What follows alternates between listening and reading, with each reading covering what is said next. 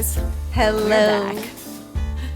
Back with another episode and another guest. We're back at it with a guest that we are so excited to talk to.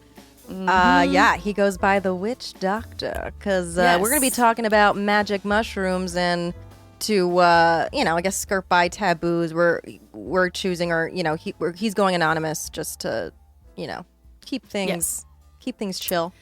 Yeah, he asked to go anonymous also so that he could talk about as much as possible with us on here because he is deep in it. He is so knowledgeable. Alyssa and I are not when it comes to mushrooms. I've never done mushrooms. I know you haven't, Alyssa. No. But we have both known, it's so hard not to say the name, the Witch Doctor for a couple of years and we're both enthralled with the knowledge that he has about this subject. And yeah, so without further ado, welcome the Witch Doctor. Hello, guys. Hello. Thanks for having me, and thank you for keeping me anonymous. So I know it's kind of I don't want you to have to censor what you're saying for absolutely ridiculous and issues no worries. And this is just because as I progress down this path, I don't want any sort of hiccups, professionally. So yes, and this is actually something, speaking of professionally, that you are planning on pursuing in life and building a career around, correct? Yeah, well, you know what? It's basically like I've gotten this far into it, and the thing about mushrooms too is they really help you grow. They've helped me grow in ways that's really hard to just put into words and to tell people. And basically the thought process behind that is that, I am probably in one of my, more evolved states in my life as a person. And I think as a society, there's this like system in place where it's like you have to figure out what the fuck you're doing by you're like 16, 17, 18 years old, because that's when college starts for some people. That's when your general education starts. So it's like there's this machine, and it's like, why is it that as a society we're set up so that the future's decided upon a bunch of teenagers who really don't even know who they are? And that's kind of how I was in life. Like I feel like I'm a very late bloomer in terms of just like, understanding myself, understanding the world around myself, being able to take that all in analytically, come up with my own sort of belief systems. I come from a very conservative family.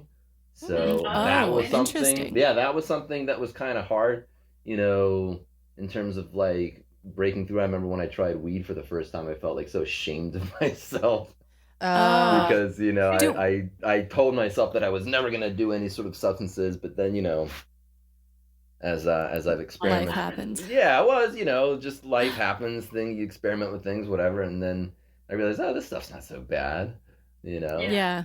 Well, what did you... how did you find your love for mushrooms in particular? Was it like weed gateway type of vibe, or but what it actually, because I know a lot of people who love mushrooms, but I have never met anybody so deeply passionate about it, and informed. And it's not just like you like to be high. It's like you love the plant, the everything about it, the experience. And how did you discover that passion? Basically, and I don't know if I'm skipping ahead here because this is also kind of part of like my SOS moment. That's fine. We can start with it. That's pretty cool. We're sitting on the couch, and it was funny because this particular trip, still unknowledgeable about exactly the best way to go about them and all that. But anyways, long story short, I'm sitting on the couch, and I'm tripping, and I've got the freaking Aurora Borealis playing on my giant smart screen TV, and I'm sitting there and I'm having a grand old freaking time. And I just have the thought to myself, I'm like, you know what?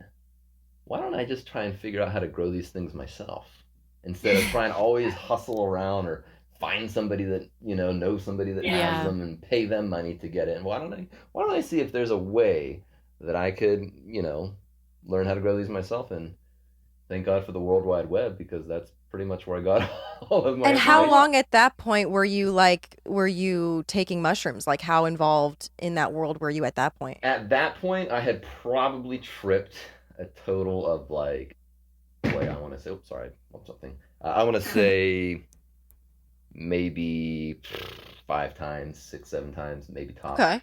When did you start? When was the first time? Like, when did you actually realize that how much you were interested in them? Probably whenever I had successfully harvested my first actual crop. Oh, okay. Oh, okay. That's So it was after you started growing. that's when I was like, oh wow, this is really cool because it's rewarding, and it's Mm-hmm. like, I don't know if I'm giving away too much here, but like my dad, Oh, cool. his pastime, his favorite thing to do is he's got his garden. He goes in there and he Mm, grows potatoes and corn and cabbage and broccoli and beans and all these things, and yeah. it's a lot of work, but it's rewarding. And I think that's kind of been passed down onto me, the little green thumb there.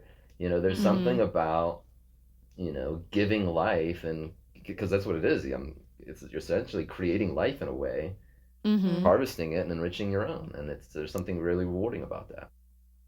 How Wow. did you, what drew you to psychedelics? Like, what is it about the experience of tripping that you made you want to? Because part of what I know you are good at doing is coaching others, especially because I've told you, like, I'm open to trying them, but I've never done it. I have apprehension about it. I don't even know where to begin. Yeah. And you have recommendations you have a way of guiding people through the experience. Like, what is it about doing mushrooms that you love? The thing I love about doing mushrooms is that it really kind of makes the world new again. When you were a child and you went places, everything is so big and so cool and so new, and that's why they say that as you get older, life tends to speed up in a way because you have less new experiences. Everything Yeah. just kind of blends together. Um, but when you're a kid and everything's new, and that's the thing about mushrooms, that especially when you're in that state of tripping, when you break through and you're there, you're like, oh my god, this is incredible. You tend to Mm. see patterns among patterns, and it's really your brain's way of just Mm, making sense of the environment around you. And that's a whole another thing that I've got to dive further into, is the actual microbiology behind it. But I have a right. good sense of what actually happens. But yeah, just the fact that the world around us that we're so jaded to, that we're so accustomed to, that we're so used to, suddenly becomes brilliant again, and in the most like incredible ways, through like such ordinary experiences, like taking a shower while tripping is such an Mm-hmm. incredible thing. You look at the steam collecting on the glass door, and all of a sudden, as you're looking at it, it starts to turn into little patterns and jigsaws and puzzles, and and the more you, I would say, indulge in whatever sense that you're indulging in, the more trippy the experience becomes. And what was the first trip for you like? Because I know I feel like it takes some people take it takes a while, so I've heard because I've never done it. It takes a while to feel the tripping experience and was it scary for you when you first started hallucinating? Well, that's the thing. So my first actual trip, boy, I want to say I was 24, one thing, and I'm 34 now, going on 35. And it Mm-hmm. was with an ex girlfriend way back when, and I don't even know why we were decided to do it that day. What was the reason behind that? But I remember the idea is that we were gonna go to this uh, pancake place. Is the It's not IHOP. It was the original Pancake House or something like that. Mm-hmm. Yeah. And the idea is that she had these mushrooms, and you know, looking back, I want to say she probably had about an eighth of them, and she just split them in half. And I didn't know, but I was like, all right, whatever. You're gonna eat these. We're gonna go in. We're gonna get ourselves some freaking pancakes and nom nom nom, and then leave and go back home. And by the time that's all said and done, they should be kicking in, and we'll be tripping. I was like, great, that sounds awesome. Well, Mm. really, mushrooms, even on, and I would never recommend doing it on a full stomach. And Oh, that's another Oh, I I thing. thought hear. if you did it Yeah. on an empty stomach, you get sick. I've heard so many rumors. That's the thing. There's a lot, and that's why again I do it as a tea now. But Yeah, the thing is that like really, I would say like 45 minutes is probably the average. I want to say, unless you're absolutely stuffed with like pasta or something heavy, which you don't want to do. Just FYI. Okay. Um, so we went to this pancake place. Stomach's empty, aside from half an eighth of mushrooms, dried mushrooms in my belly. And we go into this pancake place and it's freaking packed. And I'm like, Oh, no. shit. So Oh, we're just no. sitting there. Yeah, so we're just sitting there, me and my then girlfriend, and the place is packed and it's noisy. And that's the thing. If you're gonna do them for the first time, don't go to some noisy public establishment. I pretty much broke all the rules. Yeah, It's yeah. not a safe place. And finally, we get sat after about 20 minutes, and I'm sitting there, and I would say a normal feeling, especially for someone who's new to the experience, your hands might get a little clammy. You might start feeling like as if you ate an edible and it's starting to kick in, like a weed Ugh. edible. So just kind of that like creeping feeling on your eyelids or on the, I don't like it. yeah, I don't, trust me, I actually really don't like edibles. My But palms this are is getting just- sweaty. Yeah, exactly. This is the beginning. Just kind of like, Yeah. and it's because it's passing the blood-brain barrier and it's starting to take hold. So, but that's the thing. I was underneath where we were sitting. I was right underneath the skylight, and the sun is like shining right on my face. And as you know, when you do mushrooms, your pupils dilate to Mhm. pretty big proportions. Mhm. So I'm like, oh man, the sunlight. I don't like it. So we asked the waitress to move over. So we move over to the booth. My order is in, by the way, and we're just waiting on that food. And I remember sitting there in the booth, and they're like these old timey booths. They're like blue and striped and whatever. And I remember just sitting there, and all of a sudden the lines in like the booth ahead of me, like the felt or whatever that they were made out of, like the sewing and the stitching. I'm looking at it, and all of a sudden it just starts looking like it's pulsing, like little like sound waves, like up and down. Mhm. And I'm looking at it, and it's funny because that's probably like one of the good things about being a first timer and tripping is if you can really just let it happen and you start to notice the things that happen, you almost forget that you're nervous anymore, and you're just kind of like, wow, look at that. Is that real? Am I really seeing that? Or is that like... Does it give you the sense of like, when you're hot, like you take an edible, like a weed edible, and like things kind of warp in and out too, but sometimes I get like, it almost gives me like a motion sick feeling. Well, weed is a psychoactive, not necessarily a psychedelic, and mushrooms are partly psychoactive too. So that could be your heart racing, and whenever the weed is kicking in, and especially with an edible, because it's not going through your respiratory, it's going right into your bloodstream via your gut. That's why that can tend to be a little bit more extreme. Whereas what happens with mushrooms is that once they're quote unquote kicking in, what's actually happening, and again, there's probably going to be some professionals out there listening in and being like, no, his terminology is not correct, and this is from my understanding, and I could be switching things around. With your brain, your hippocampus is responsible for filtering information, and when you're sober, it's filtering what you're taking in. And when you're on mushrooms, that opens up, and all of a sudden you don't really have a filter. So all this information that's being processed in your brain, visual, audio, sense, is all coming in at once.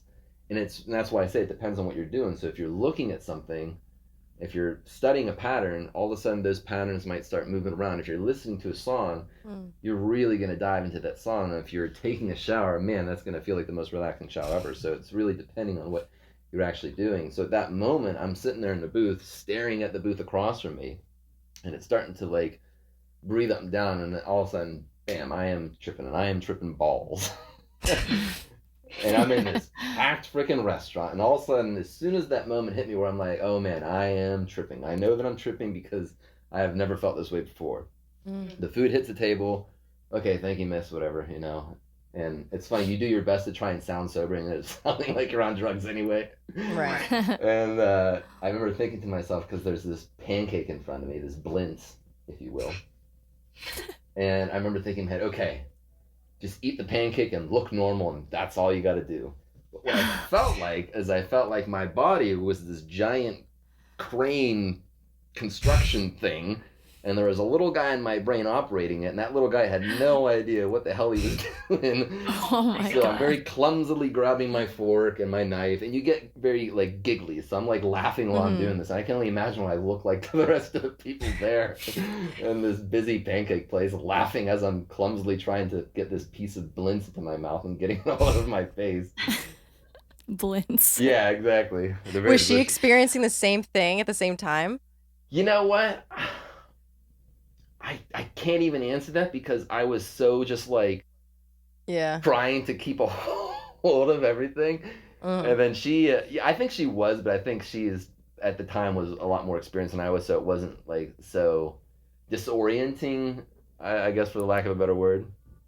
So I have this is like so foreign to me. I haven't done like any drugs. I've taken an edible a few times, but like, and I don't really, I don't know. Like know how to relate to it? I don't know how to relate to it, and I don't have like I have interest in it in this sense that like I'm open-minded about those things. I don't have anything against those things, but personally, I don't like feeling that out of control of my mind. Like, well, that's the thing, though. I'll like drink. I know what it feels like to be buzzed or whatever, but to me, that's a totally different thing from like when I start to feel out of control. The few times I've gotten like super high, I don't like it, and I'm like, well, it's certainly not for everybody. But I will say, if you are curious and you're genuinely curious and you really, really want to know, you know, there's ways to do it.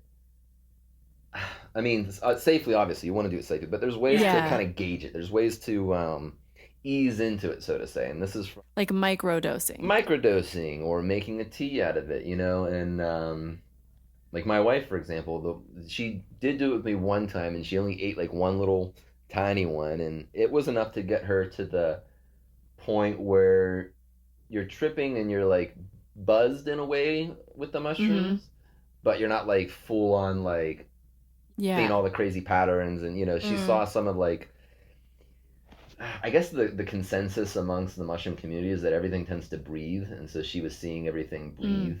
Then that, again, that's hard to kind of like describe to somebody who's never like been there and done it. What was her state of mind, your wife's state of mind, when she was before getting into it? Because isn't that kind of a factor too? It's like if you think you're gonna have a bad trip, you will have a bad trip, but if you're open, it might be a better experience, right? Of course, and keep in mind that you know you're always going to be nervous. Especially, I mean, for me now, I don't really get that nervous, obviously, and it's only because I've done it like 100 times. But with anything, like you're always going to have a little bit of nerves going in and apprehension and stuff. But it really is part of the trip too. Is it really does relax your body in a way, and I think that's why in the restaurant I was clumsy because my whole body actually you just get so relaxed and so like you melt almost in a way. So that's why it was kind of hard to do simple tasks such as grabbing a fork and knife and, you know, cutting into a pancake and getting it in my face at the restaurant. Does it feel to you, is tripping an escape from reality, or is it a thing that when you're not tripping carries over into your sober reality? That's a good question. Yeah, that's a good question. I think that a lot of times people do tend to use mushrooms to escape. But in a lot of it, people will tell you that after you do mushrooms, there's this sort of like afterglow.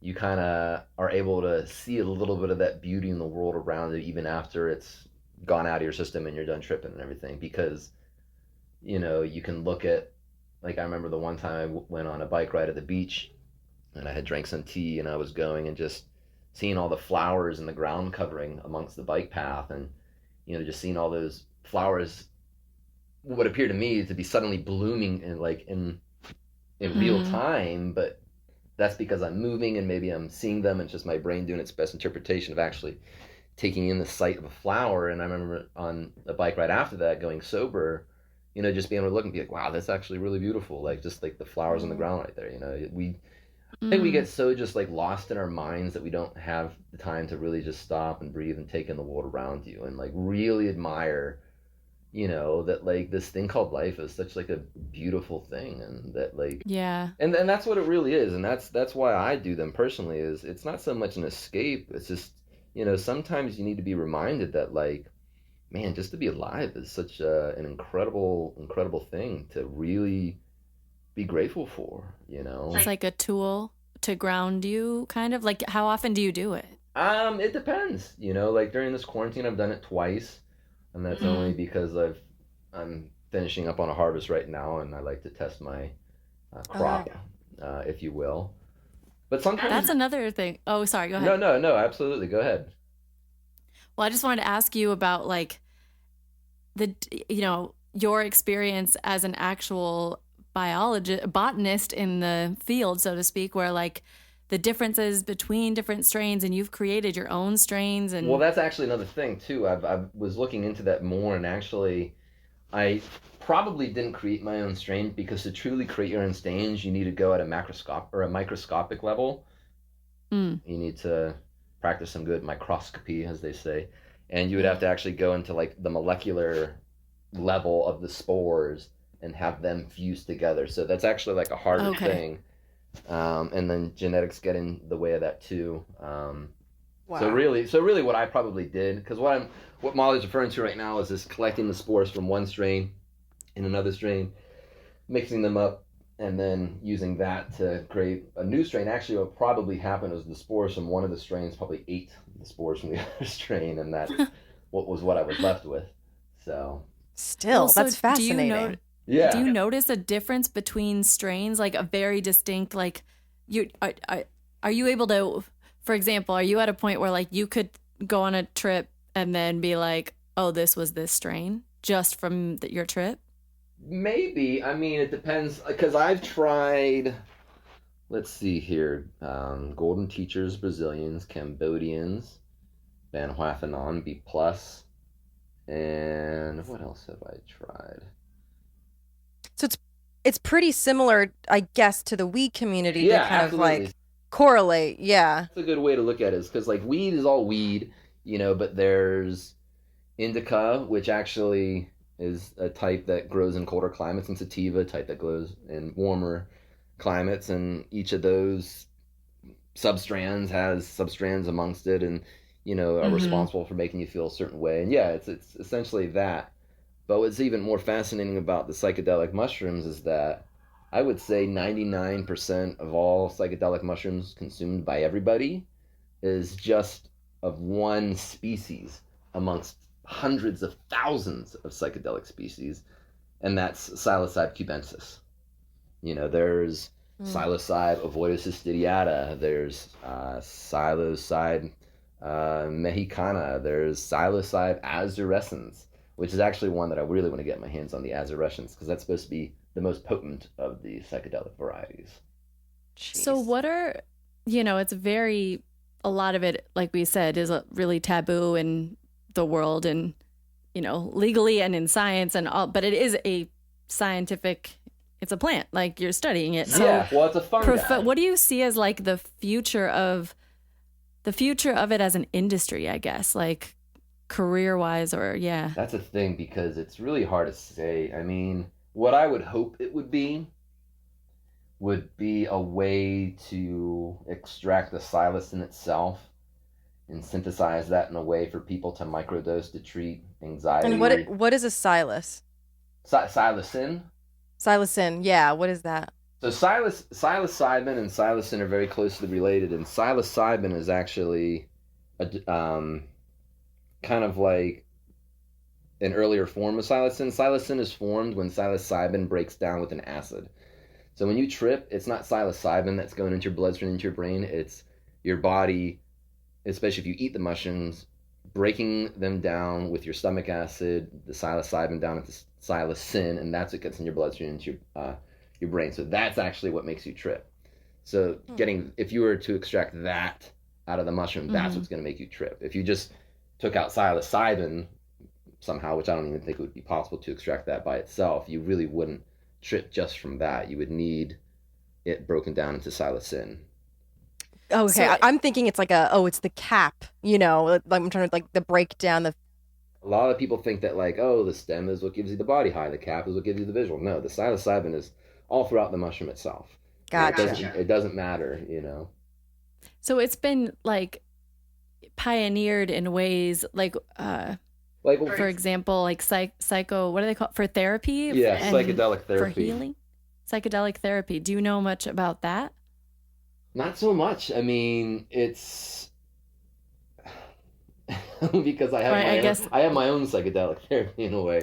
Right, well, right. like when we talk about the future of the industry, Yeah. Well, or here's one thing. even like your future, like would you in a dream world that doesn't exist right now be like guiding people on their trips for healing purposes or what? It would be fun. I mean, I don't know that if I would want that sort of responsibility too. Yeah. Um, I'm kind of more fascinated by like the research of it, the Mm-hmm. possibilities of it, and Mm. also the fact that there's probably thousands of species that we haven't even discovered yet, and also how these species interact with the world around them. Because, um, especially if they're such an integral part of their respective ecological systems, it's like Yeah. you could use mushrooms to heal a lot of certain things, whether it be people or the world around you. Like, for instance, they have a mushroom out there that actually breaks down plastic. It eats plastic and breaks it down. Really? Yeah, and what they do is, so the mushroom, as a lot of mycorrhizae and saprotrophic mushrooms as they form, they have a root system called mycelium. So these people are getting Mm-hmm. like plastic and putting it into like these molds, like these brick block molds, and having the mushroom eat the plastic, and what's left behind is this mycelium block, this root block. And they just preserve that, and there you go. You have totally 100% natural building blocks, and they use that for third world countries to help them build little homes, essentially out of little mushrooms. What? Yeah, Whoa. I've yeah. never heard of it. And Is it right now, fast? as A we speak, fast they're process? using mushrooms to make like packaging, like for Yeah, like I've heard that. for bottles. It's it decomposes. So Mm-hmm. that's part of the future of that um, world of mushrooms. But as far as the psychedelic variety, I know that um, I think it was Denmark or Sweden. I don't know. Again, I'm failing on my sources here, but I remember they've synthesized the psilocin into a nasal spray, a measured nasal spray, so that you can completely bypass the gut in all actuality and just have it go right into your bloodstream, essentially. So, and Wow. I would imagine That, that would be a great way for a first timer to try it out, Right. you know? Well, And each you spray mentioned that. contains so much of it, and that's sort of a thing. But mm, Mm-hmm. I mean, there would have to be regulations though, because it would be similar to alcohol, where if you're Yeah. have it in you, you cannot drive. And I would absolutely not recommend anybody to operate some sort of heavy machinery while you're tripping, Yeah. even a veteran like myself. mhm. Yeah. But yeah, You recommended, you said you do it in tea form. What is your reasoning behind that? And then you also said that when I've talked to you about like how I'd be nervous or what, you were like, I'd recommend that. And what is the reasoning behind tea as the form that you take it in? well, for one, um, the mushroom body itself has a protein in it, which our bodies, excuse me, have a hard time digesting and breaking down.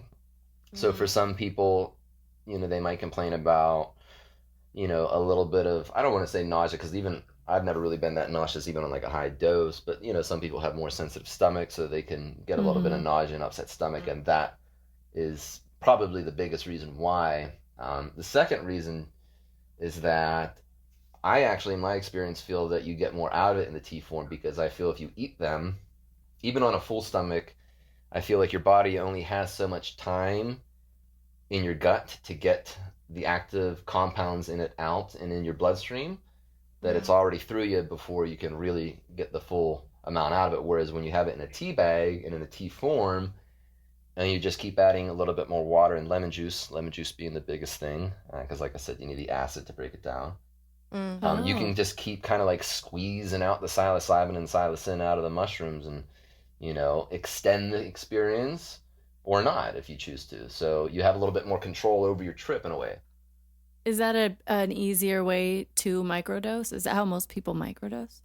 I know that a lot of people, from what I've heard, when they microdose, is they actually take the mushrooms and they like grind it down with like a molcajete and Mm. make like it into a powder, and then distribute that powder into like little pills and kind of take that. I know that's a certain way that some people do that. I've also heard people using like droppers. Oh, But yeah. again, I think you would want to be a bit more of a chemist to do that because, how do you get the psilocin extracted safely out without using harsh chemicals? So that's why I think that tea is the best way to kind of microdose if you want. And what I would recommend too, and what I actually do doing that is I weigh it out. I have a little, gram scale, and I zero it out, and I just, for myself, I measured out 2 grams for, I would say, a first timer, a rookie, maybe 0.5 to 1 grams measured out. Get them on a cutting board, chop them up, grind them up, wrap them up in a coffee filter. Boil some water, add some lemon juice, honey, whatever you want to flavor. I like to do chamomile and a little bit of ginger, cinnamon, honey, and yeah, that sounds it actually good. is pretty tasty. That's what I'm saying. Like, how long does it last? How long does it? I know it depends how much you take, but like, yeah, the trip itself, I would say on average from onset to landing on the cloud, as I like to call it. Like 4.5 to, if you got some really potent mushrooms, 6.5 hours. Whoa. Till you're back to normal? Yeah. But that's the thing. The last like hour to 2 hours of that, you're pretty much back to normal. You might just, your eyes might still be a little bugged out, or, your pupils. Is it a come down like people? I'm like such a noob. I don't know what I'm talking about. I know. But like I know with like cocaine, people have No, this absolutely like. not. And that's the thing. And I think it's because it's such a natural substance. I mean, it's something that comes from the earth, So it's not like you have this rush of endorphins like with cocaine, and then you come down and you're like feeling depressed when you're coming off it. No, it's not like that. And you can ask anybody, especially my last, I guess, patient, if you will. It's like coming down on a cloud. You just kind of gently touch back down to earth, and you're like, oh yeah, this is what reality. This is what. And you remember everything, right? Obviously, it's like when you're high. Well, sometimes. I mean, for me, myself, I tend to like to meditate for a good solid hour, especially once I peak. And part of that is closing my eyes and seeing what I see with my mind's eye. And it's like a dream, it's a flood of images, but sometimes it's hard to capture all of them. So I like to have a journal and just write down some of the more prominent images that I've seen. And when it comes to, because I'm really fascinated by the world of microdosing, and we've lightly talked about like the taboo nature of it all, but I feel like, why would someone, other than if they're a newbie, want to microdose? And is there a taboo with that because it's like, I'm not saying you can get addicted to it, but is it like a weird, like they're kind of mixing reality and fantasy, or there's nothing really negative to microdosing to you? Because it's like some people's just lifestyle. I know that like some people take it every morning, like with their smoothie. Really? Wow. I saw that on the the Goop Netflix thing. What this woman said, that she's been microdosing for years and it helped. It was like a therapy thing and it helped her. But she said she takes a little bit, like she said she grinds it up. I don't know. I was like, how, like daily? I would say, I mean, that's a thing because you need to have a certain amount of it in you to actually trip. So I would imagine, because I don't really microdose myself. I macrodose every time to time. But I would imagine microdosing, and what they're actually trying to study at Johns Hopkins right now with it is its benefits towards depression, anxiety, and addiction. Yeah, that's what she was taking it for. Yeah, and I think by all means, absolutely, because the psilocin itself, once it enters your brain, the thing that's fascinating about it is that it imitates serotonin in a way, but isn't serotonin. And what's important to note about that is, let's say you like do an MDMA, Molly, as you will. When that kicks in, yeah, I've done that before. I've done that once. You have? Well, ecstasy, so not Molly. Well, yeah, I've done ecstasy. And that's actually more potent than Molly because ecstasy is a compound usually of MDMA and MDA. What that actually does to your brain is it makes your brain squeeze out 80%, and I could have the number wrong, but a huge amount of its serotonin at once for an extended period of time.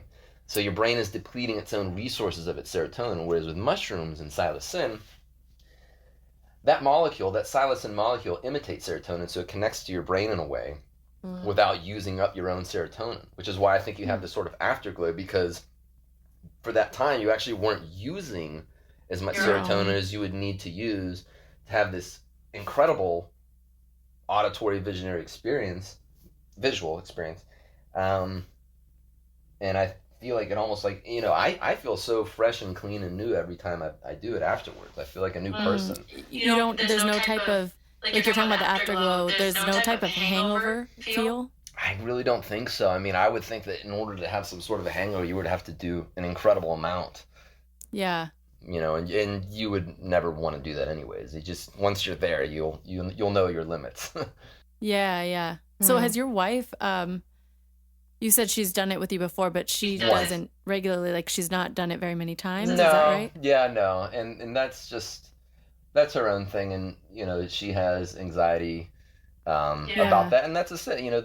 This also isn't, as much as I love it and would love everybody in the world to try it, it really isn't for everybody. Not everything is for everybody, But for the curious. What is you said you were raised very conservatively. Yeah. Does your family know about you, how much you are involved in this? What do they think of it? I don't think they know the extent of how much I'm involved in it, but my siblings, they don't really care. They're like, yeah, whatever. We're all, I come from a big family. There's, 5 of us kids and then mom and dad, so, but yeah, we're all pretty open-minded, spiritually, politically, all that stuff. So, they don't really care. But yeah, I definitely came from a very, I don't want to say very conservative, pretty conservative family. Your parents are conservative, but your siblings are pretty liberal. Yeah, yeah. Gotcha.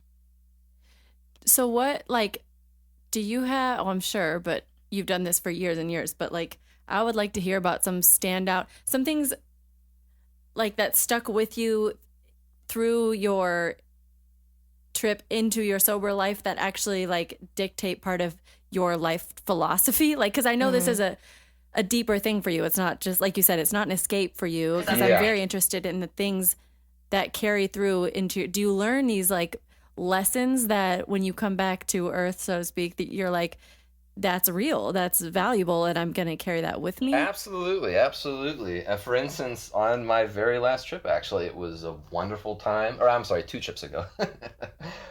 2 trips ago, He doesn't measure his life in age. It's just in trips. Yes, and 5 trips ago. Let me tell you about that. No. And it's also like we're in a quarantine. Like time does not exist. Right. Well, and that's another thing too, is when you're tripping, you're gonna have a really hard time of keeping track of time. It just, you feel it doesn't exist. Actually, it's only a thing in our mind, anyways. But 2 trips ago, it was funny. My wife is actually here, obviously, because we're in quarantine. And sometimes she goes to her parents for whatever, but she was here. And I was like, hey, I'm going to drink my tea. That's what I say. I'm going to drink my tea today. So I'm going to be in the other room. Just don't mind me. I'm going to kind of do my own thing or whatever. And she's like, yeah, it's whatever. She doesn't care, Mm-hmm. She lets me be me, and that's why I love her. But, and I remember, I'm drinking my tea, and I had the second cup, and I'm like, oh, yeah, this is kicking in. And I'm tripping. And one of my things that I personally like to do when I trip is I like to take a shower at some point because I feel like it washes the old me off, like my old self off, and I like come a out. baptism. Yeah, it really is, and it's there is something magical about showering and bathing that we just take for granted. It really does. It cleans you off. It makes you new again. It washes you away. It is spiritual. Yeah, but I remember going in there, and it's funny because during this trip, I had the idea that, like, I'm going to have this trip, and I'm going to have my experience, and whatever that is, I'm just going to let it come to me. And I do. I just let whatever speaks to me sort of teach me in a way. And I remember being in the shower, and I kind of get down in an Indian position, and I close my eyes, and I just, like, think, and I'm tripping balls, and I couldn't stop thinking about my wife. And I was like, you know what, I'm having this experience, and I'm thinking that it's going to be my experience and that, I'm going to learn something from this, but maybe I should pay a little bit more attention to her. And I got out, and I'm tearing up. What the hell? That's so I sweet. got off. Terry. And it's funny, I moved the, it's okay. I'm doing this so we know to cut it out. It's all good. I moved the little coffee table there in the living room, and I set some blankets down and some pillows, and I put on some like Rain Against the Window on YouTube, and I just, told her how much I love her and how much she means to me, and, gave her a little back rub, and, told her that she's beautiful, and that's just it. And it's because for some reason or other, I had this profound thought in my head that's like, I should really take the time to make her feel important. And I don't know why that came to me, but that's what came to me.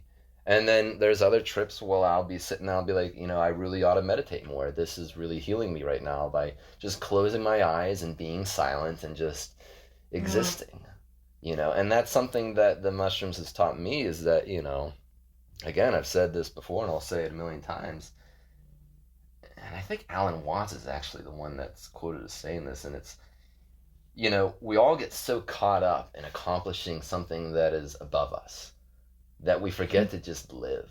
We're so caught up in our own egos and our own struggles, this and that whatever, we don't stop to just look at life and just breathe and, and enjoy this magical thing called life, Mm-hmm. And how, oh yeah, sorry, go ahead. No, absolutely. Go ahead. Ask away. Well, I was gonna say, how does your experience? I know we're in a quarantine, so you're tripping kind of by yourself or with your wife at that one time. But how are your tripping experiences different when you trip with other people that you trust? Obviously, like how do you navigate like still communicating with them, but still in your own head, in your own trip? That's funny that you say that actually, because what happens a lot of the times when people tend to trip together is that even though we're very different, we're separate beings, as you will, the trip experience is felt the same throughout each individual that's tripping with each other. For instance, like me and my buddy that I guided on his first trip the last time, all of a sudden, we're peaked, we're kicked in, we're tripping, and we're sitting on the couch, and I have a popcorn ceiling. And let me tell you, popcorn ceiling when you're tripping is a very beautiful thing because it has so much textures on it already, so that as you're sitting there looking at it, it's constantly turning into different patterns and formations. And I asked him, I said, well, tell me what you see right now. What do you see when you look at the ceiling?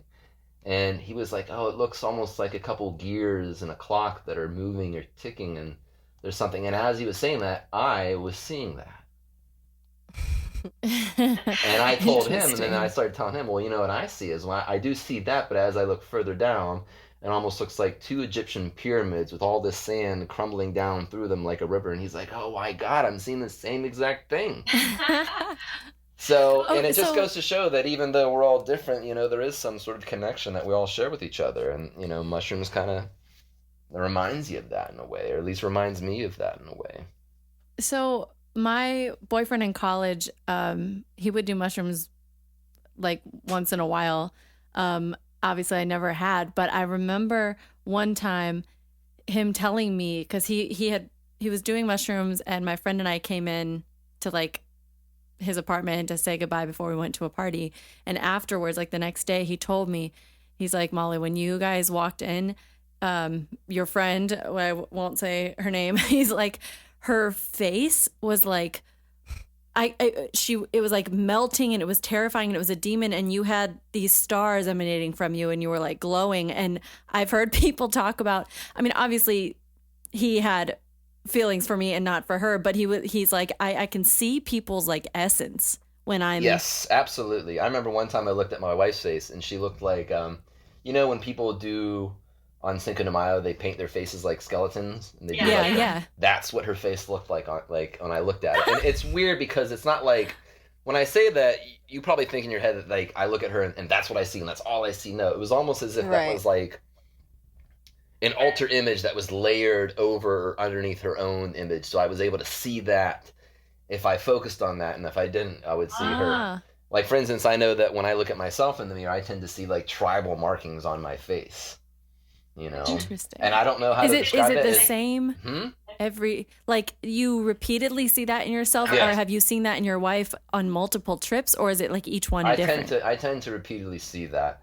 And part of me wonders if that's like a prior life existing within me that I'm seeing layered on top or underneath me. I don't know, if that's like my spirit, if that's what that looks like in a way. But yeah, I tend to see the same sorts of images on myself when I look at myself. And yes, you definitely can feel the difference of energies in a room.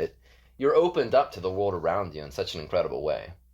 So do you think it's valid? Like sorry, Alyssa. No. Like if someone walks in the room and you feel like very negative energy about them or very positive, do you think that that's strictly because you're high in that moment, or do you think that actually carries validity in life I think that carries as who they validity in are? life, absolutely. I mean, we all Yeah. have an energy about us, and science says Mm-hmm. itself, energy can't be created or destroyed. So And is that the magic part of mushrooms? It's like why they call it magic mushrooms because it kind of does open your eyes to see energies, to see auras, to see things the way they really are. that's only part of it, and another part of it is synesthesia, which is the Oh yeah. blending of senses. You can feel colors, you can see sounds. I remember one time, me and my two buddies, we went to Santa Barbara and we went on the Inspiration Point Trail, and we all took mushrooms, and we ended up finding this bridge that was over a dry riverbed, and we went down there, and all of a sudden they peaked, and I put on Led Zeppelin. I just put on a Led Zeppelin mix on Spotify Wow. before I was able to not do any simple task, because that tends to happen. And that's why you can't do simple tasks, is because as you're peaking, which is the most intense moment of mushrooms, which is when you break from sober to mushroom land, so to say. uh, you know, I remember sitting there, and as the music was playing, flowers were blooming, and there was like this sparkle that was kind of rising up, and this glow that was rising up out of the grass. And I laid down, and I'm looking at the bridge above me, and on one side of the bridge, there's these clouds, and they're kind of swirling in a circular shape. But then on the other side of the bridge, the same clouds are shooting out in a very straight line, and it makes me wonder that, like, if the world that we all see around us is what it is, or if it's only our collective consciousness I perceiving the know. world in that way because it's deemed best for our survival. So that, Well, and if it is collective consciousness, that becomes real. Like thoughts Hmm. create reality. yeah, well, and that's kind of why I jest with the whole witch doctor, and a witch doctor of itself is an alchemist, and people think alchemy is where you transmute metal into gold, but the original description of alchemy is creating matter out of light. And thought is, Mm. just a redirection of light in a way. So by creating these mushrooms, it's almost like alchemy, and it's Hmm. Mm-hmm. magic. It really is. It really is magic. And anyone that's curious about it, I highly, highly recommend doing your research, especially if you're very cautious, asking as many people as you know about it, finding a trusted Mm-hmm. source, for you to recommend myself. Yeah, I also was gonna say to our listeners, because we asked you beforehand, even though you're anonymous, if anybody listening does have further questions or yeah, just wants to speak or has any more questions for you, they can reach out to us on our DMs on Instagram at the SOS Pod, and we can connect you. Absolutely, I would love to help people out with their questions, and apprehensions and whatever, absolutely. Mm-hmm. And for me, I'm one of those people, like you said, that are curious, but I'm super apprehensive because I've my first experience. Well, I haven't done them, but I with mushrooms is just seeing a bad trip and helping someone through a bad trip. So, have you ever Oh. been through a bad trip, or have you guided someone out of it, or like witnessed someone in a bad trip and tried to help them through it? And like, what's that like? I've had one bad trip, and that was my own fault, really. And what that was is, and this is also another reason why I say that I recommend doing it on an empty stomach. I had eaten some pretty heavy food. It was a curry, a yellow curry actually with chicken. Delicious, but filling. And I ate like a gram and a half, and an hour had gone by, and I hadn't felt anything. So I was like, what the hell? Is this a bad batch? So I ate like another gram and a half. Oh The my the God. God dose, so to say, as Terrence McKenna puts it, is 5 grams. That's what'll essentially have you. It's like almost equal to a DMT or ayahuasca trip. Um, Uh, but yeah, so I had eaten some more, and I'm sitting there in my room, and I'm playing The Legend of Zelda, and then all of a sudden it hits me like a hammer. And what I had seen in my vision is everything became red, and almost as if I was in this like tunnel, and I felt as if I was like falling. And I think that's just because I was too headstrong, and I went too much at one time mm-hmm. under bad circumstances, And But then did you start to get anxiety like, oh, fuck, I just took this much and like that probably compounded on top of it? yeah, no, I mean a bit, but I kind of know how to guide myself out, and the best way to do this is to lie down, Mm. and just focus on breathing, and then everything will come back. And sure enough, it did. After 5 minutes, everything kind of reset, and Or was it 5 hours? I don't know. Who knows? Oh God. I lose track of time every time. And have you ever witnessed someone do it while you were tripping I and haven't help actually. them? No, Okay. I've been lucky. But I'm curious. What was the bad trip like for your friend? What was the circumstances, or did they mix I'm substances? Were trying they to remember. It was a drinking? long time ago. Because that plays a big part. He was. It Party. was an ex. He kind of he was with friends and had taken it might have been his first time, I can't remember. But I was with my friends and we were on campus, and I remember like running into him at some point and be like, "Oh, hey." And he was just like Losing he was it. like losing it. And I can't even remember because I was just like, "Oh my God, I don't even know what to do." And his friends were laughing. And Yeah, see, we that's not we're on how. campus in a public place, so that probably added to it. That certainly has to be part of it. And I would say for that, and probably what happens in most cases is people are a little too headstrong. They probably think they can handle more than they can. For instance, the last guy that did it with me, his measured dose was a little high for a new timer. It was 2.2, but again, he didn't even finish the whole cup of tea, whereas I had drank four. I had refilled the water into it 4 times, and that does extend it. And you know, but that was enough for him. And that's just it. And he was sipping it very slowly, letting it kick in, and as he drank and as he got there, he knew where his limits was, and he stopped. It's I like that idea with the tea that you can control it that much because you eat something, it's in your system, and you're like, we'll see. Like, I don't, yeah, that makes exactly. me so nervous. Um, and I'll still eat them from time to time, but if I do, I'll have like one, and I usually mix it with chocolate. That's how the ancients did it, and that's the only reason why I do it. And it tends to cover the taste. They do taste awful if you eat them, by the way. Do Yeah, you I heard like, that. do you find that, because I don't care who you are, everybody's life has we all have some baggage with us in some area. And so like you having a lot of experience doing this, because it's being touted also as like we were talking about therapy and healing. Do you find that it has a tendency to bring up things in you that you don't necessarily want to face? Not like, because, some people have more than others, but nobody goes through life without shit that is hard or is like hard to think about. And so do you feel like it's given you some healing in those areas, or does it unexpectedly come up, or are you actively trying to negate those types of trips to not face those things? You know, I don't, because it's usually such a positive experience for me and has such positive, results. During the trip, I'm so enthralled and amazed by the trip itself that I'm not focused on the negative in my life. It doesn't bring up things in your own life. It's more like appreciating the moment. In a way, but also I think, and how it helps my life in that regard is that while I'm there, I really do ask myself, like, well, what really is important in life? Like, if everything went to shit, what's really important? What matters to me? And I ask myself those things while I'm tripping, and as I think about them, I have all these good thoughts, and the trip itself gets better, so I kind of get, like, lost in that, like, positivity, so to say.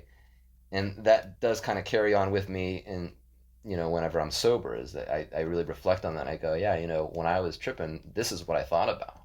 Yeah. And like, for instance, my last trip, which really got me to thinking I should really see if I can take this professionally, legitimately, and really get knowledgeable about it scientifically.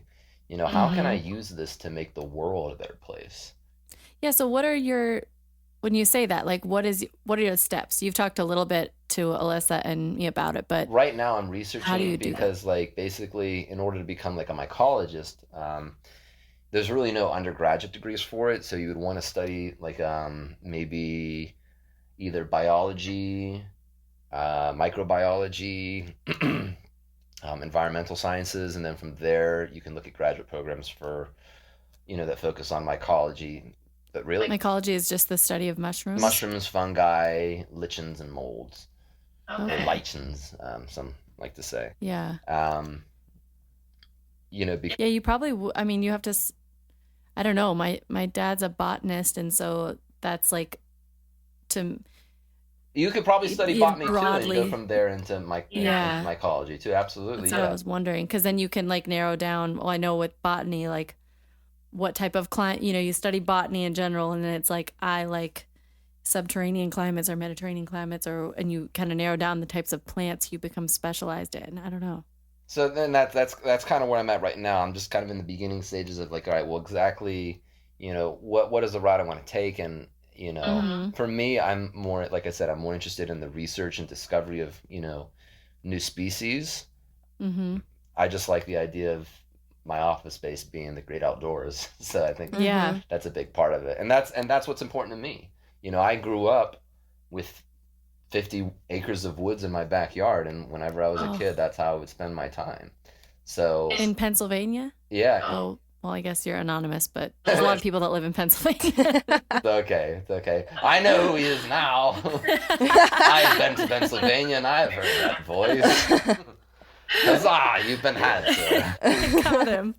No, yeah. But that's just it, like, that's just like one thing, like, it really gets you thinking about those things, and it's like, yeah, like trees and the forest, it's such an important thing, and that's where a lot of oxygen comes from in our dear planet. So And so do you one day hope to call yourself a mycologist? Is that kind of like a goal, or are you kind of just like, I want to study it and whatever comes of it? I would say mycologist and psychedelic researcher, yeah, because I'm definitely curious to seeing like what the actual and scientific effects are on the brain. Yeah, like how it can be used in a more mass scale. Yeah, absolutely. Because, we obviously can see that mental health is a pretty big problem in our world right now. Like, I think we can all agree upon that. And I think it's because a lot of people don't have ways to heal themselves.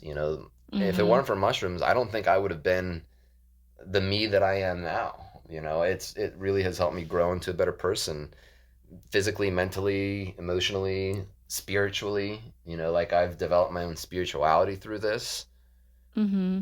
I was actually going to ask too, like, are there studied long-term effects on your brain? It hasn't been studied the way it like weed has, for example, but it's like over time, are you like losing brain cells? Like, what's going on? Yeah, I don't think that there has been any studies like that, and I'm sure that's going to be one of the big things. Yeah. Like I said, John Hopkins University has just they did like a $17 million research study now that's solely focused on psilocybin and psilocin. Yeah.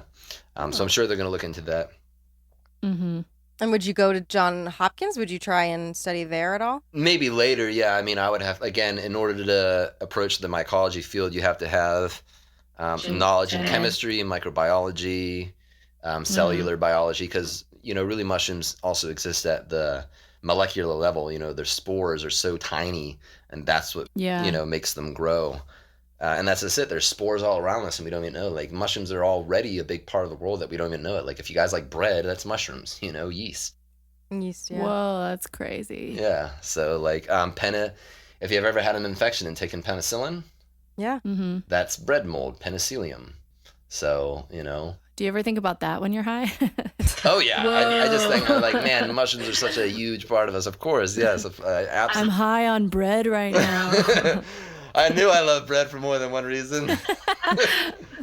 And do you recommend... one thing I will say, though, that is pretty fascinating about mushrooms, and it's something that I find specific to my own experiences, that is I really feel like it unleashes a primal version of myself in a way. And with that said, it means that I tend to not want to eat highly processed foods. Oh. I crave fruit and water and vegetables. Like, the idea of having to drink a beer just seems like too much of a task to even want to do. and or like if I'm on my bike ride and I want to go really fast, I'm not even thinking about my, legs burning. It's just my sheer will propels me forward, and it's almost like this animal instinct that gets brought out in me. Interesting. Maybe that has to do with the tribal marks I tend to see on my face. I don't know. Wow. Or you just like stop overthinking certain things that we're conditioned to, like. Yes, of course. Maybe that too. We all have our own filters and our own. Yeah. When our bodies naturally, like when you talk about what you start to crave or want food and drink wise, our bodies always know. Your body doesn't lose a sense of what it needs or what it craves. We just are taught to dim certain voices and not listen, or we're conditioned a certain way. So maybe it just strips all of that away, and then you just know like what you need. Food is fuel. It's not, oh, Kraft mac and cheese sounds good. It's like, I need these vitamins, so I need strawberries right now. Like for instance, on the last trip I actually, I did it on an empty stomach. I tripped, and I think I started at, I want to say 3 o'clock in the afternoon, and by 10 o'clock at night, it was pretty much wound off. And I didn't eat anything until the next morning, and I felt totally fine. And I think it's because, we have this idea in our heads that we need to constantly be eating, but really, and there are studies that show fasting can be very beneficial to your system. Helps you regenerate cells, and, and that was probably the first time I just consciously fasted, and it didn't even really feel like that big of a deal. I feel like I kind of broke through that condition in my brain. So, Have you ever used tripping as like a type of experiment for yourself to determine like what your instinct is about something? Like, for example, this is a random example, but if you're trying to decide like which paint color do I really want on the wall, and you can't figure it out, do you ever like, or which food, whatever, do you ever when you're high really look at it and be like, now I can feel the essence of these things and I will know the answer? I definitely like to tune in with yourself more? I definitely think it heightens your creative side. Yeah. So I think that, for someone, contemplating those sorts of things, or maybe at like a writer's block with their creativity, then yeah, absolutely. I think it'll help you. Do you think it heightens your intuition? Intuition? Boy, I know, these are such good questions. I've never even thought about that. I'm so curious. Me too. Maybe because we haven't had it, we're just like, yeah.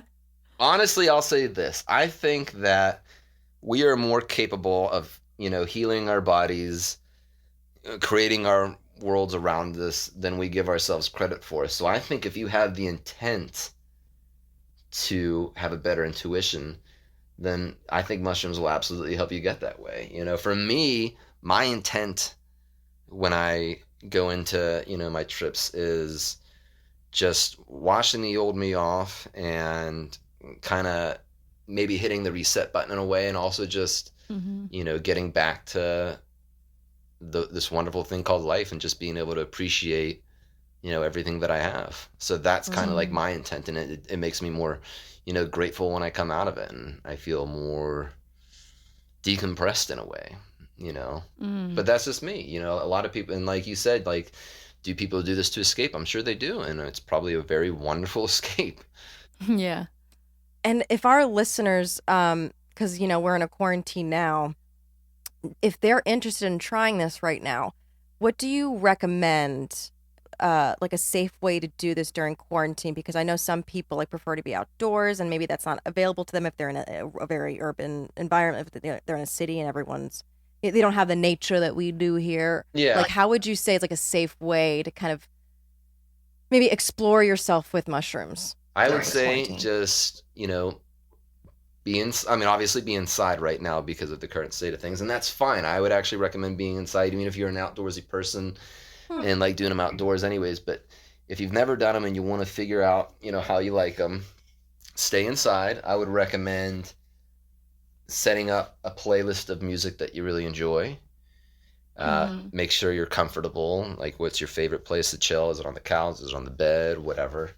And I would also highly recommend having some sort of visuals if you can, just because the mushrooms can be a very visual experience. You can, like, for instance, the time that I thought, oh, why don't I grow these myself? And I had the Aurora Borealis on my screen. The thing looked like it was peeling off the TV, and I felt like the TV got really big. Like, perspective is, also a big thing that happens in proportions of reality. Like, the TV looked enormous, and I felt tiny on this couch, but it was okay. I was just enjoying the moment. So I would recommend, yeah, just a nice chill place in your apartment.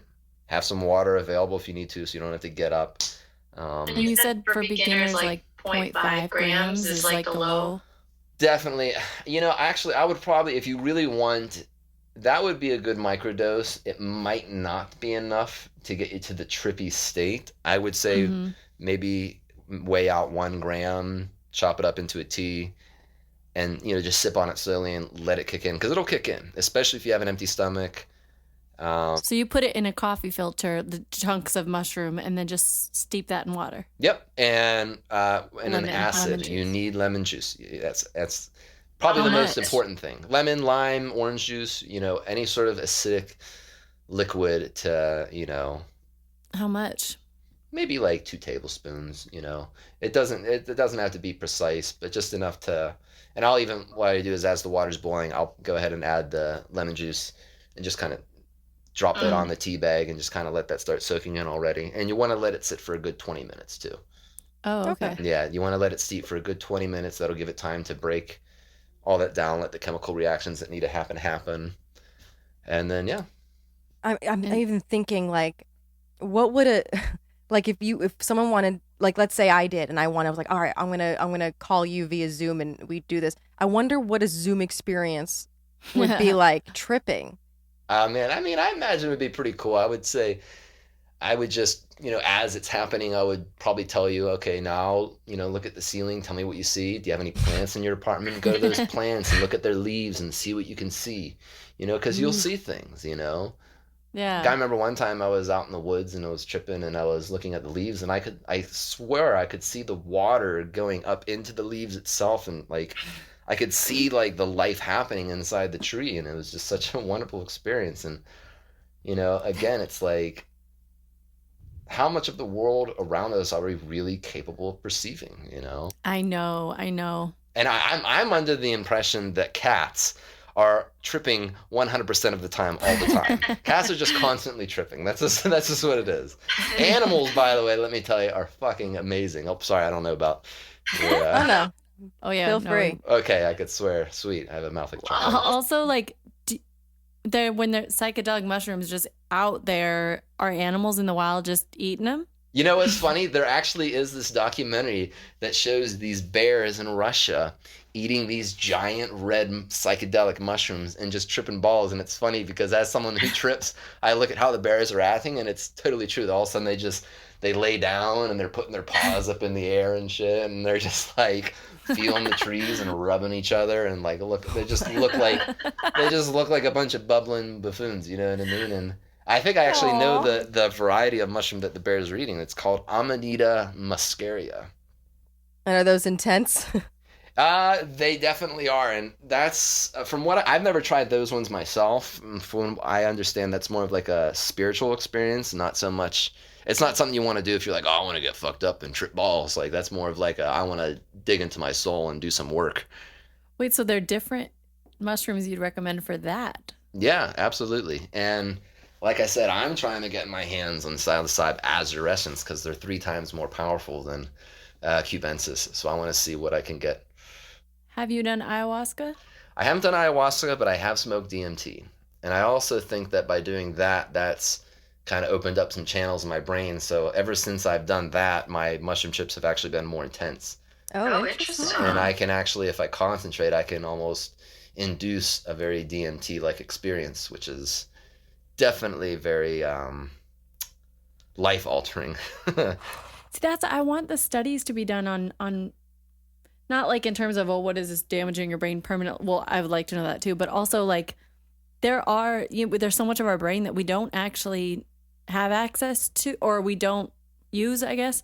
And so it's like the way you put that, like, I think it opened up a channel in my brain that now then you do have access to when you're not tripping. And just considering how many things we have the opportunity to feel and sense that we don't in normal states, I think is fascinating. Yeah, and that's and it sounds to me that you're certainly very curious about them, and I would definitely recommend trying some. I'm just like, I'm in another life I would want to study psychology and sociology anyway, but this like ties in with that. I'm just like, what is I'm sorry, what was the question? I got totally sidetracked. are we high right now? Because I can't remember. I think I don't know. My leaves are I was just like breathing. musing about like having studies be done about opening channels in your brain. Well, I know for a fact that they've done studies on ayahuasca, and that is also in the entheogenic family, which is plants that produce psychedelic experiences. Mescaline is another one, which is from the peyote cactus. And the studies on the ayahuasca is that it's this show, Brain Games on YouTube or something. And the guy goes to Brazil and he has a brain scanner and they scan his brain before, during, and after. And what literally happens is that there's regions in his brain that are active and they're kind of spread out before he had done the ayahuasca. Then he's on the ayahuasca and a lot of his brain is lit up, like a lot of activity is happening in his brain. And then afterwards they scan his brain and it shows that regions in his brain that weren't connected are now connected. After he's sober? After he's sober, after he's done it. So what that literally translates to, and you could interpret that in many different ways, and you could use that research to do further research into does this help with this, that, or this? But what it literally means and what it indisputably means is that his brain is now better connected to itself. It communicates with itself better. And I am 100% sure that is the same thing that happens with mushrooms because I don't know. It really just gives you this sort of like clarity on the world around you. And also what I enjoy about it is, you asked me before, like, well, how often will I do them? And I told you it depends, and sometimes I'll do it. I don't like to do it more than once a week for sure. But sometimes I'll go months without doing it. And it's not like I'm, jonesing to do it. Like I don't think that there's this addictive thing about it when you're on them. And especially if you're having a good trip. I remember one time my wife was in Europe and I had a whole freaking harvest of them and I ended up tripping for 48 hours straight. And that was because oh my God. That was just because I could. And, it's fine. Don't worry. And that's the thing. Like when you're having a good experience, you want to. You're like, man, should I eat more? Yeah, I'm gonna eat more. And you do, and you get into this manic state, and and it's just, man, it's just so much fun. That's crazy. That's so crazy.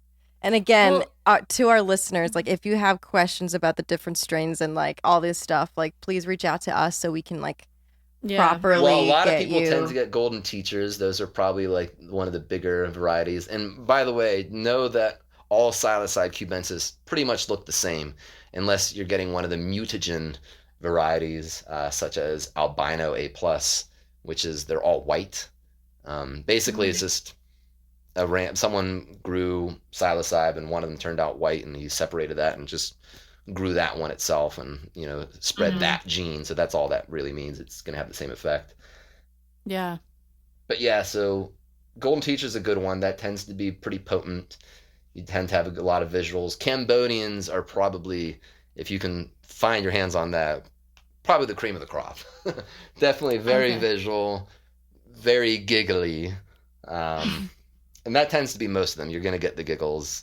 You're going to get a body high. You're going to get some sort of visuals. And just some have more of each of those properties than the other, And you said, and you've had edibles before, and it's not like it's not that feeling of like, oh, no, the onset is similar only because like you kind of know something's happening, but then it goes a different way and you're like, oh, okay. Oh, wow, See, that makes me more interested in doing it more than I have before because to me that's like the worst thing because I'll be just sitting there like I want out of this, and I'm not I hate it. I'm not even getting anything from it that's positive. I can't spin it in any way. I have to wait for it to go away. No, absolutely. And that's just it. Like even on my bad trip that I had, I would do that 11 times out of 10 over eating some piece of chocolate, weed chocolate, to try and get a high.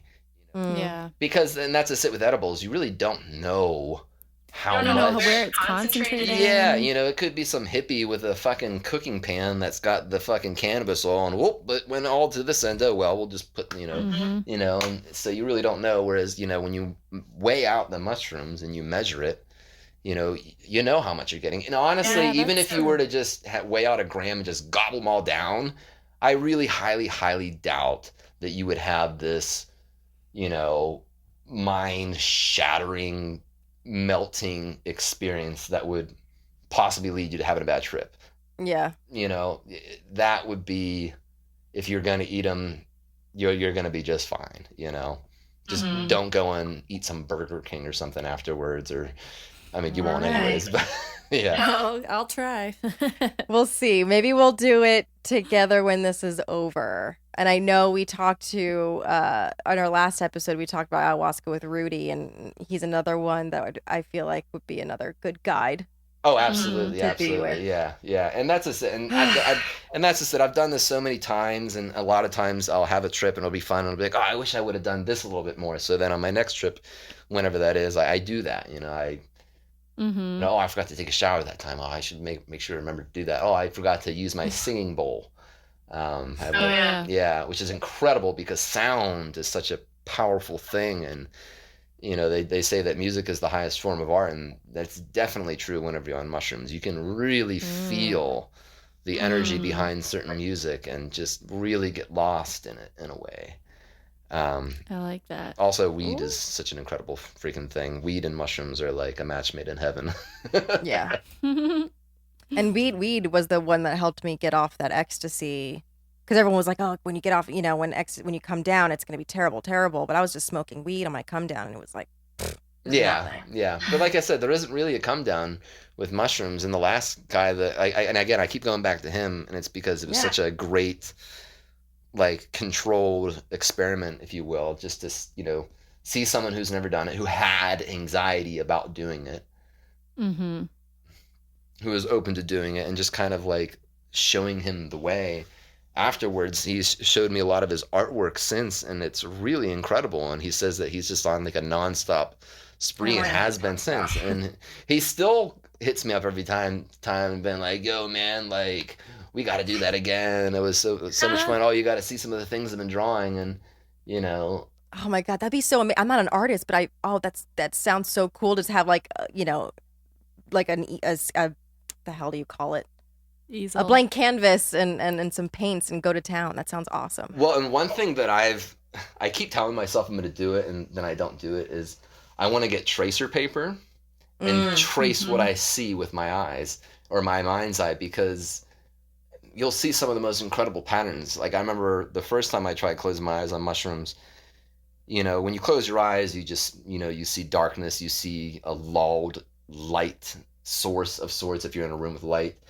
But when you have your eyes closed on mushrooms, you'll see an image paint itself in your mind. And I remember the first time I did that, it almost looked like an Indian tapestry drawing itself in my mind's eye, and was constantly changing colors from purple to orange to blue to green, and it was constantly changing. Wow. Yeah, and it's just, crazy. The fact that, like, I can, and I'm not consciously making that image, I'm not saying, oh, this is what I want to see, it's just, that's what I saw. And sometimes I see other things, and sometimes I see, images of mountains or trees. It's really an incredibly powerful thing. Medicine, if you will. So interesting. Well, if you're listening, please let us know if you're interested in more, because we want to get you in touch with him in some way if you have more questions, and we will keep everyone updated if we try. Yeah, exactly. Maybe we'll record it. Who knows? Keep me updated. I would absolutely love to. You'll be the first to know if you're not there in either physically when this is over or via Zoom, because I'm sure it'll be entertaining. Yeah, absolutely. Well, and we kind of touched on what we normally end the interviews with, your SOS moment. But that's the one you were going to bring up, right? Is the one you brought up earlier?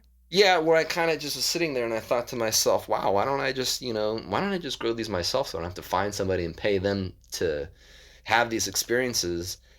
And I think that's also kind of bled into some other SOS moments for me, and that's just, as I trip and as I kind of grow each time through each trip, I'm always questioning myself, like, well, what's important to life? You know, like if everything else fails, like what's important, you know? Yeah. And it's just helped me kind of, you know, get by the days because, you know, you don't sweat the small things anymore. You don't sweat the accomplishments or failures or whatever, and you can just be grateful to be alive and be on this planet, you know. And you should be. You know, we're very blessed to live the way we do, and you know, like right now, like what a wonderful thing to be able to just have this interview and share my knowledge with you, you know, and like the fact that I can be that source of information, you know, is such a blessing, you know. And yeah, and it's such a blessing for us, and we're so lucky to have you. Thank you so much for talking to us, Mr. Witch Doctor. Thank you. No problem. In honor of this episode, we picked for our charity nonprofit, the North American Mycological Association, NAMA. So they're a nonprofit organization of professional and amateur mycologists with over 80 affiliated mycological societies in the United States, Canada, and Mexico. NAMA is committed and dedicated to the promotion of scientific and educational activities related to fungi. They support the protection of natural areas and their biological integrity. NAMA advocates the sustainable use of mushrooms as a resource and endorses the responsible mushroom collecting that does not harm the fungi or their habitats. To learn more and donate, please visit namyco.org. And for next week, we're talking to a special friend of ours. You might know who this is, or you might not. Vampire Diaries is Marco James hangs out with us and shares his experiences as an actor in Hollywood and all the ups and downs the industry brings. You know, as artists, we take our mental health for granted, so join us as we navigate and bring meaning and light to a stereotypically shallow world. And, you know, I'm an actor, so that's very, you know, it hits I mean, as an artist or as anybody, I feel like you can relate to this because there's a lot of myths about what Hollywood is like, and if you start to garner a fan base, like what that feels like, and you can kind of imagine it, but you don't actually know what goes on in that person's mind and how they can kind of navigate and, you know, like as we were talking about, stay present and you know. And Marco, I mean, if you guys ever watched Vampire Diaries, I got so into that show for a while. Yeah, but yeah, he was on that show. He has a big fan base from that show, and his experience, I'm really excited for that interview because he's still navigating as his career in acting. It's not like, you know, his love for it, and like, and his passion is mental health. Like he loves to talk about it. So I'm so excited for that. And yeah, I know. Actually, we should ask him. That'd be really interesting. And to top it off, guys, don't forget to follow us on Instagram and Twitter at the SOS Pod. Find us on Apple Podcasts and subscribe and rate us 5 stars if you think we deserve it, and I think we do. Okay, so the reviews actually make a big difference in helping the algorithm, helping us be more searchable. So please help us out and do that. And check us out on YouTube. Thank you so much. Oh yeah, our YouTube as well. Yeah. Yep. So, and just search SOS with Molly and Alyssa for YouTube. Yeah, it's on our website as well. A link to it, sos-podcast.com. We figured that out for the last. Yeah, it's a dash. So check us out everywhere, and thank you so much, the Witch Doctor, for joining us. Thank Absolutely. you. It's my pleasure. Here's to turning meltdowns into magic mushrooms. Yeah.